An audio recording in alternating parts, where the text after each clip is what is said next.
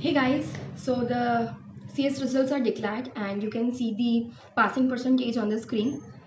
I heartily congratulate everyone who cleared the CS executive और professional exams.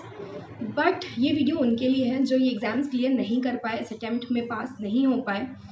तो I can feel you guys, ये सारी चीज़ें मेरे साथ भी हुई थी. आपको पक्का ऐसा लग रहा होगा कि यार ये CS कैसा कोर्स है, मैं छोड़ दूँ, ये कोर्स मेरे लिए बना ही नहीं है, दूसरे क्लियर कर पा रहे हैं, मैं क्लियर नहीं कर पा रही हूँ, शायद मेरे में वो बात ही नहीं है. यहीं पर आपको अपने थॉट्स को रोकना है. यहीं पर आपको ये सोचना बंद कर देना है शायद मैं उतनी काबिल नहीं हूँ, शायद मेरे अंदर वो पोटेंशियल नहीं है, वो कैलिबर नहीं है कि मैं CS बन सकती हूँ. आपके अंदर वो पोटेंशियल, वो कैलिबर है. बस ये अटेम्प्ट आपका अटेम्प्ट नहीं था. बस आपको यही सोचना है. तो आज मैं आपके लिए वीडियो लाई हूँ जिससे आपको पूरा गाइडेंस मिलेगा कि आपको अभी अटेम्प्ट में किस तरीके से प्रिपेयर करना है ताकि ये अटेम्प्ट आपका लास्ट अटेम्प्ट बने. ठीक है, सो लेट्स गेट स्टार्टेड. पहले तो आपको एक गोल डिसाइड करना है, यानी कि आपको ग्रुप डिसाइड करना है कि आपको एक ग्रुप क्लियर करना है, 2 ग्रुप क्लियर करना है, कि अगर प्रोफेशनल स्टूडेंट्स हो तो 3 ग्रुप. ठीक है, the moment you have decided your goal, the moment you have set your goal कि भाई कौन से ग्रुप के लिए अपियर होना है, उसके बाद आपको उस ग्रुप का कंप्लीट एनालिसिस करना है, स्ट्रेटेजिक प्लानिंग करना है. एनालिसिस का मतलब ये है कि अभी जो आपके एग्जाम्स गए उसमें आप चेक करिए कि आपके कितने मार्क्स आए थे इस एग्जाम्स में. मान लीजिए आपके मार्क्स बहुत अच्छे हैं, बस सिर्फ आप एग्रीगेट में रह गए हैं, तो इसका मतलब ये है कि आपका जो कंसेप्चुअल क्लैरिटी है वो बढ़िया है, पर कुछ एंसिलरी मैटर्स है जो आपको ध्यान देने की ज़रूरत है, जैसे कि प्रेजेंटेशन हो गया या आंसर को किस तरीके से लिखते हैं. तो आपको रीडिंग तो करना ही है, साथ ही साथ आपको प्रैक्टिस करना है कि आप अपने आंसर पेपर को और बढ़िया दिखा सके, आपका कॉन्सेप्चुअल क्लैरिटी अच्छा है. मगर मान लीजिए अगर आपका जो रिजल्ट है वो 40 के नीचे है, आपका पर सब्जेक्ट 40 भी मार्क्स आपने स्कोर नहीं किया, इसका मतलब ये है कि आपका conceptual clarity up to the mark नहीं है. You need to work on your conceptual clarity first. अब गाइज आपका गोल सेट हो चुका है, अब हमें उसे अचीव करने के लिए 2 चीज़ें करनी पड़ती है. पहला है प्लानिंग, दूसरा है उसका एग्जीक्यूशन. प्लानिंग में अगेन 2 चीज़ें आती हैं, रेफरेंस मटेरियल और दूसरा टाइम टेबल.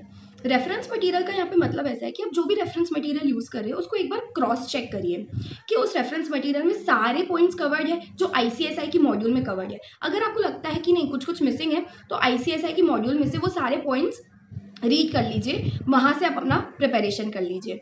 फिर बात आती है टाइम टेबल की, which is the most important thing according to me. Time table में आप देखिए कि मोर और लेस आपके पास 3 महीने हैं. ठीक है, तो 3 महीने में से आप 2 महीने बाइफरकेट करिए रीडिंग के लिए, अपना सिलेबस कंप्लीट करने के लिए, और जो 1 महीना है बचता उसमें आप रिविजन करिए, राइटिंग प्रैक्टिस ज़्यादा से ज़्यादा करिए, पास्ट एग्जामिनेशन पेपर्स को एनालाइज करिए. ठीक है, और ध्यान रखना कि आपका जो टाइम टेबल है वो रिजिड नहीं हो, वो फ्लैक्सिबल हो. मतलब उसमें थोड़ा बफर पीरियड रखिए. बफर पीरियड यानी कि अगर आपकी तबीयत खराब हो जाती है तो आपका टाइम टेबल ऐसे कट टू कट नहीं होना चाहिए. कुछ भी अगर अनसर्टेनिटीज आती है तो आपका टाइम टेबल फ्लैक्सिबल हो सके, मोल्ड हो सके, वैसा टाइम टेबल बनाइएगा. ठीक है, अब बात करते हैं एग्जीक्यूशन की, जो बहुत ही इंपॉर्टेंट चीज़ है. आप कितनी ही अच्छी प्लानिंग कर ले, लेकिन अगर आपका एग्जीक्यूशन अच्छा नहीं है तो आई एम सॉरी गाइज, आप ये अटेम्प्ट में भी क्लियर नहीं कर पाएंगे.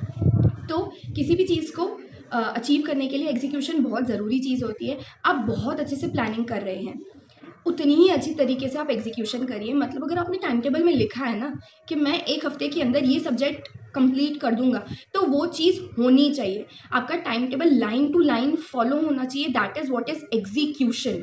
अगर आप बोल देते कि नहीं नहीं यार टाइम टेबल चेंज कर देते, ये तो 1 हफ्ते में नहीं हो पाएगा, नहीं. जब भी आपने टाइम टेबल बनाया तब आपने बहुत अच्छे से स्ट्रेटेजिकली सोचा है, लेकिन अगर आप एग्जीक्यूट कर रहे हैं तो ये ना आप एक्सक्यूजेस बना रहे कि यार नहीं हो पा रहा है, ये नहीं हो पा रहा है.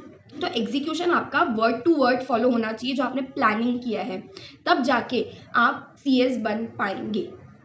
ठीक है गाइस, और इस दौरान आपको बहुत सारे थॉट्स आएंगे कि यार मैं नहीं कर पा रही हूँ, यार वो दोस्त तो क्लियर हो गया, यार वो तो अभी प्रोफेशनल में पहुँच गई है, यार वो तो प्रोफेशनल भी क्लियर कर गई, अब वो इंटर्नशिप कर रही है. ये सारे थॉट्स आएंगे, लेकिन आपको हर पॉइंट पे आपको मोटिवेट करना है, खुद को एक विजन देना है कि नहीं यार CS is my goal, CS is my goal.